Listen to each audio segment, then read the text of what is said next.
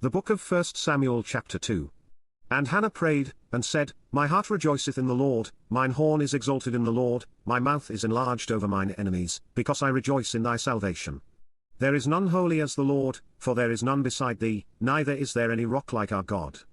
Talk no more so exceeding proudly, let not arrogancy come out of your mouth, for the Lord is a God of knowledge, and by him actions are weighed. The bows of the mighty men are broken, and they that stumbled are girded with strength.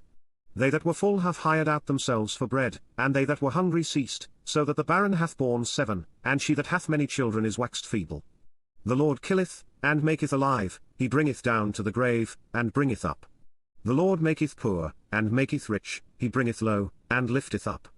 He raiseth up the poor out of the dust, and lifteth up the beggar from the dunghill, to set them among princes, and to make them inherit the throne of glory, for the pillars of the earth are the Lord's, and he hath set the world upon them.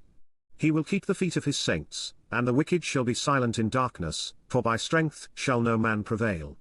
The adversaries of the Lord shall be broken to pieces, out of heaven shall he thunder upon them, the Lord shall judge the ends of the earth, and he shall give strength unto his king, and exalt the horn of his anointed. And Elkanah went to Ramah to his house. And the child did minister unto the Lord before Eli the priest.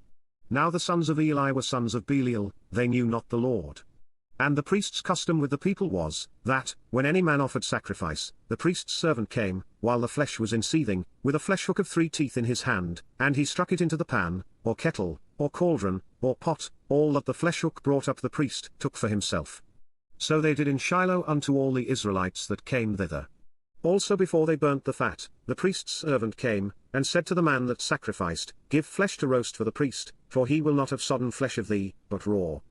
And if any man said unto him, Let them not fail to burn the fat presently, and then take as much as thy soul desireth, then he would answer him, Nay, but thou shalt give it me now, and if not, I will take it by force. Wherefore the sin of the young men was very great before the Lord, for men abhorred the offering of the Lord. But Samuel ministered before the Lord, being a child, girded with a linen ephod. Moreover his mother made him a little coat, and brought it to him from year to year, when she came up with her husband to offer the yearly sacrifice. And Eli blessed Elkanah and his wife, and said, The Lord give thee seed of this woman for the loan which is lent to the Lord. And they went unto their own home. And the Lord visited Hannah, so that she conceived, and bare 3 sons and 2 daughters. And the child Samuel grew before the Lord. Now Eli was very old, and heard all that his sons did unto all Israel, and how they lay with the women that assembled at the door of the tabernacle of the congregation. And he said unto them, Why do ye such things? For I hear of your evil dealings by all this people. Nay, my sons, for it is no good report that I hear, ye make the Lord's people to transgress.